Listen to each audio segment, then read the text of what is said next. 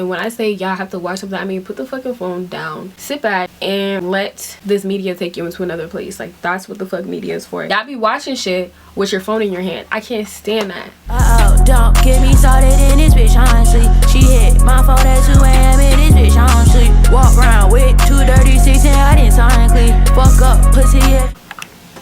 Okay, so this is basically all of my media consumption from August to September and of 2025, and we're about to get into films first. Now, the first short film that I want to get into, the first film is a short film, and it's by Solange, my girl, and it's called Shakers, 3 S's, and it recently just became unavailable to the public. It's been archived now, but when I tell you, this was such a full circle moment for me, because Solange I love, but this was an exhibition. This was like an art piece that she submitted to an exhibition that Kilo Keish was holding.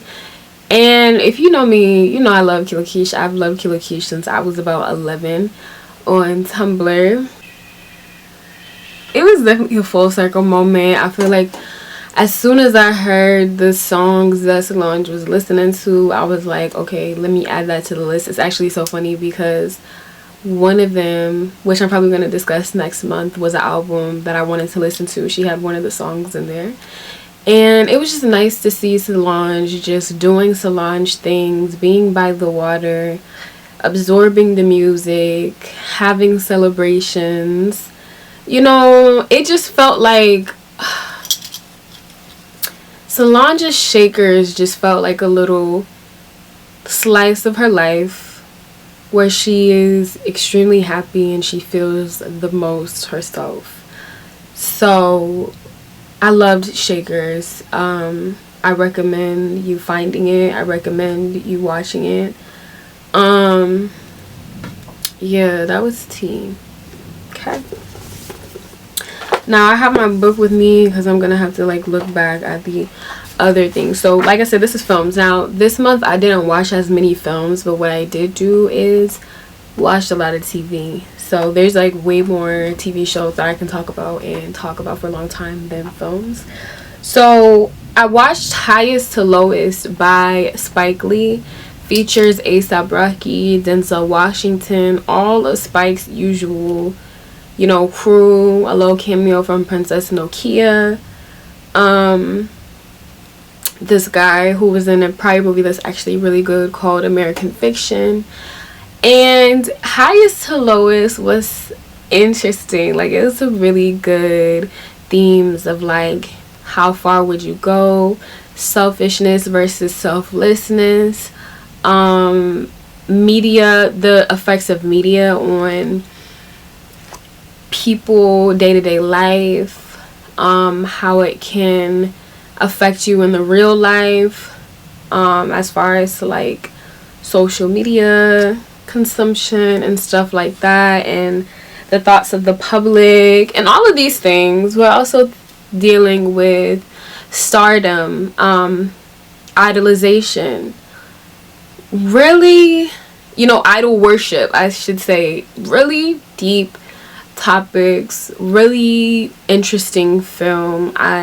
It's such a taste of New York. It's really so amazing how I feel like I can understand I feel like I'm actually in New York when I watch a Spike Lee film, because he has an amazing way of creating space, creating background, foreground, creating characters, creating like having little snippets of the city. And it was so funny because when we went to the theater, it was like these white guys that was like confused, clearly because they had never seen a Spike Lee movie before. Like, they were confused about some of the shots or like some of the ways that Spike Lee like tells a story through visualization.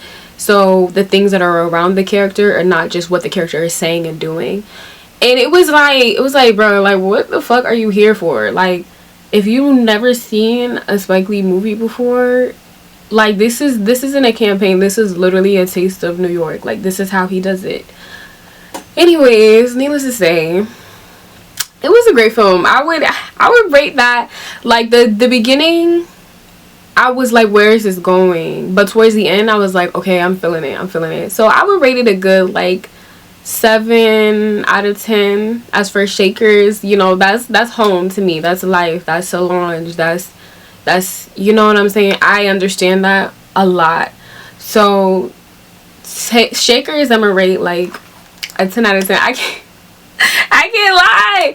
So highest to lowest, the things that I did like about it was well, let's start off with what I didn't like. What I didn't like about it was there was a bit of like a slow dialogue, and I'm not someone that needs a quick fast movie, but some of the dialogue went on. But it's also like signature Spike Lee, like, you know, he does the cuts, the multiple takes, the no, like it's just his style. So it was so surreal to see like a Spike Lee movie in 4K. Like, yo, this is in 4K. Highest to lowest, yeah, I say 7.5 out of 10. It was an interesting take on King's Ransom. And it was good. I love to see Denzel. It was such a great cast. I'd love to see Denzel with ASAP Rocky. They had an interesting chemistry that I would like not expect. ASAP Rocky's very natural whenever it comes to acting as well. So I also saw the film Death of a Unicorn, and I wanted to see it in the movie theater as soon as it came out, and I completely forgot. And so I watched it on HBO Max. Death of a Unicorn was actually such an amazing film. It was just so funny because it's like the medical world versus the real world, or the generational differences, the wealth construct, it was like a caste system in one house. So you have the caste system that's in one house. They're trapped because these unicorns, they're completely misunderstanding the unicorns. They're completely immediately commodifying the unicorns. It was amazing, and it made me think it made me think of Ryan Finn. No, it's not Ryan Finn's, but it's like Ryan Finn's also talks about this on their YouTube channel about the elephant story. And it just made me think that, which is basically, you know, there was this lady, please, I don't know her name, y'all, but it was like the elephants let her in. She discovered the secret language of the elephant. She went on to write, you know, she's getting Nobel Peace Prize for the shit. She went on to write, you know, all the, please don't quote me. She went on to write all of these things about how elephants communicate, and then she had a dream, but it was very real, that the matriarch, because that's how they run things in the elephant world, came to her in the dream and was like, I did not want you to share this. I only know the story because of Ryan Finn, and I felt like that's what Death of a Unicorn reminded me of, because immediately they wanted to commodify, immediately they wanted the, I don't want to say too much, but immediately they wanted the unicorn to benefit them in some sort of way, to publish this in some science found, like, I feel like the person who made Death of a Unicorn had to have known that story about the elephants. Like, that's exactly what it felt like. Death of a Unicorn was great. It features Paul Rudd. It features the girl who plays Wednesday. I can't remember her name, but I like her. She's like a fashion diva. She's a great actress. She's got a, I like her energy. I like her vibe. She seems like very talented, but also a little bit detached from stupid shit. But that was such an interesting movie. I feel like maybe top 10 films that I've seen this year. Death of a Unicorn for sure. So TV shows, immediately I have to go into Damascus. Damascus, the #1 show probably that I've seen this whole year. I was like, it's so funny because my boyfriend was like, yeah, it's like black, you know, he was like, you know, like, if you're a fan of Black Mirror, this is like Black Mirror, but it talks about the multiverse. It talks about in quantum entanglements. It talks about it's basically about this guy who is trying to deal with the loss of his mother, and he's also 33, so you know that's like the Christ figure age, right? And he's having these talks with his therapist, and the therapist is like, well, you can go into your life, I mean, you can go into the multiverse. Basically, it's like this station that hooks you up, and then you live in this real life, and certain lives, it's like people play different roles that he knows in his life, or it's like in one life he has a sister and he's never had a sister, but when he gets out of the multiverse thing in therapy, he still has all of these memories of having a sister. And it's interesting because he is in a way coping, but also being avoidant in his loss of his mother. He's being avoidant in the fact that he doesn't like his relationship. He's being avoidant in his life. And I'm not gonna say too much else, but it was really fucking tea. Okay? So fucking tea. Like, I could not wait to talk about Demascus, yeah. We also have Upload season 4, which Upload is like Vanilla Sky, but in a film. Upload is like Vanilla Sky, but in a TV show. If you don't know Vanilla Sky, you need to watch Vanilla Sky. I don't know what to tell you. That's a movie that's a classic. I don't even like Tom Cruise, but Vanilla Sky is one of the ones that you gotta watch, that everybody needs to watch. I've been watching all of Upload since they first started uploading the seasons, and Upload is so good. Upload is basically about these tech geniuses who've created this world where you can not necessarily die. Whenever, instead of dying, you would upload into this database that keeps your memories. You're almost real. But it's so funny because it's like, once again, we're dealing with the caste system here, so there's different levels to it. Now, the main character, Nathan, his girlfriend is rich and stuff, so she supplies him, you know what I'm saying? But like, there's like other people who live in the 2 gigs who freeze until somebody's able to upload money. So it's basically like you never truly die, but the motivation is so that these corporations can continue making money. So there's AI everywhere.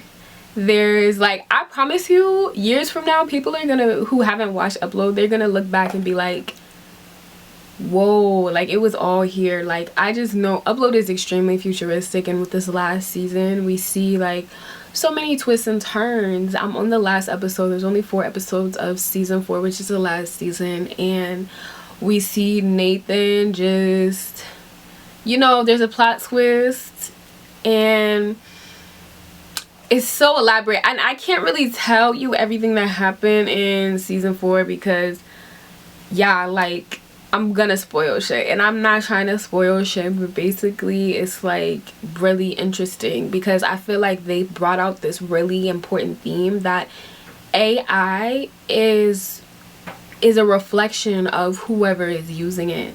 And I said that last season, and as I was continuing watching, I was like, I'm seeing how the AI is absorbing the personality of the person that it's around. The problems, the adversity, the happiness, the things, the reasons to be, the reason, you know, raison d'etre, as they say en français. And it's just like, Upload is so tea. Okay? Period. Upload is that thing. Like, Upload is really, really good. And I recommend you watch it. The Demascus and Upload, both 10 out of 10 series. You can watch Demascus on Tubi. There's no excuse. It's free. You can watch Upload on Amazon Prime, and there's no excuse with that either because I know a lot of y'all got some Amazon accounts. Y'all have to tap in and watch Upload. And when I say y'all have to watch something, I mean put the fucking phone down, sit back, and let this media take you into another place. Like, that's what the fuck media is for. Y'all be watching shit with your phone in your hand. I can't stand that. Like, no tea, no shade, but bitch. Another thing that's really good is Peacemaker, which is, you know, DC's character that John Cena plays. He plays Peacemaker. They just came back with season 3 or something. Season 2, season 3. It's really good. because once again, multiverse, we have another like multiverse thing, and I'm not gonna say too much about Peacemaker, but you gotta watch because this is turning out to be the best season yet. It does have like quirky moments, it is jokey, the characters are actually fucking hilarious. Like the characters on all of these TV shows that I've mentioned, Damascus, Upload, and Peacemaker, they're fucking hilarious. Like, I mean, like, I laugh, you know what I'm saying? I laugh, and I feel like I'm a really difficult person to like make laugh because I laugh at like jokey shit, but very funny, very funny. Peacemaker is interesting. He's dealing with the multiverse, but there's also some real emotions that are coming there. And it's also like what happens when you fight the bad guy and you kind of have that slow period of like nothing is happening for you. It's just like, what now? You can see the characters dealing with how to move forward, how to pick up the pieces, how to still triumph after such a feeling of like conclusive, like, oh, that's it, that's the end of the chapter, what do I do next, you know? Very good, very deep writing. I've also been tuning into the Magic City like documentary series. So the docu-series for Magic City is really interesting because it's talking about the history of Magic City, and I feel like TV shows are so important like this because it's just like someone has to document their shit. The script club, as we call it, there has such a strong history, the way that it's affected music, the way that it's affected the environment, the way that it's affected beauty, fashion, you know, freedom, black freedom, what it means to be like a Magic City dancer. Like, you know, it talks about a lot of things, especially what an interesting topic that's rearing its head is just like, it was like basically during a certain era was a dehumanization of like black dancers, you know, and it was just like completely unnecessary. It was completely unnecessary. There was a stigma about the club, there's a stigma about all of the things, and it's just like, so just talking about that, also talking about the history, the founding, the struggles, I love stuff like that because I feel like at heart, like, I'm a historian, and it helps me learn more about humanity, the culture, and all of the things whenever I can see like people from that actual period, people from that actual time, pre-recession, you know what I'm saying, like in the midst of all of these things, and how like certain, you know, the drug dealing culture versus, you know, the dehumanization of black women, or the strength that a lot of black women were able to pick up from working in a place like that, feeling desired, feeling important, feeling significant, feeling like talented. Like, it's a lot of things, and I feel like the Magic City TV show is like really interesting, really tea, really cutesy, but interesting. Like, Atlanta is so close to home, you know what I mean? So it's just watching that, I'm just like, yeah. So the songs that I've been listening to this part-time in my life is Party on You by BK the Ruler. She recently just dropped this. This shit has been, I'm pretty sure I'm gonna make it in the intro. Like, I have been turning the fuck up to that. Charlie XCX, Clear the Sample Sister, like, She Bodied. I cannot wait to listen to that again. I also listen to So Many Girls, okay, because I would like to say, like, this period in my life, it was a bit difficult, you know. It was just like a really deep period, and it was like still through all of this change, all of these shifts, like all of this like familial roots and things, and just like dealing with loss and stuff like that, we were still able to like enjoy ourselves and have fun, like literally the night of. And it was just like spending time with family, enjoying the new generation, like my nephew, like on my boyfriend's side and stuff like that. It's just been like, I've been appreciating like the smaller moments, you know what I mean? And it was just like coming across so many girls that DJ Drama dropped with like Roscoe Dash, Wale, Tyga, whatever, that has been in my mind, like, that, because that was like on the car ride home, that song had came on. It was like, so many girls and his like, it was just good, yo. And the same with Maria, I'm Drunk by Travis Scott. Just a similar thing, like, it came on, like, we played that in the car, just calling for Maria. That's what that Maria. Okay, you know what I mean. You know what I mean. So it's just like, that was tea. And also, you know, it was my babe's birthday. You know, Virgo. He's a Virgo. I love him. And you know, it's been Virgo things going on, and we still just are determined to appreciate everybody and everything, like, right now. And that's what the theme has been. So albums that I've been listening to: Because the Internet by Childish Gambino and Lucy by BK the Ruler. Like, if you don't know, I'm a big BK fan. That was literally one of the best albums that she's dropped. Sorry Good, Lucy by BK the Ruler, that level 5 vibe, like, yeah, that shit was fire. Because the Internet, like, if you fucking know, you fucking know. Because one thing about Because the Internet, when I was young, I never knew that there would never be another sound like that, and it would be a decade later and no artist would be in that space. And I'm so forever thankful for the era that I grew up in, where that was like tea and interesting and all of the things.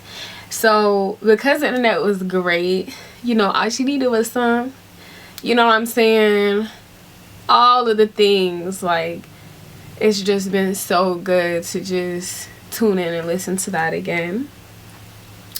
And the novel that I'm currently reading, because I did finish the last novel that I was reading by James Baldwin, the novel that I'm currently reading now is Paradise by Toni Morrison.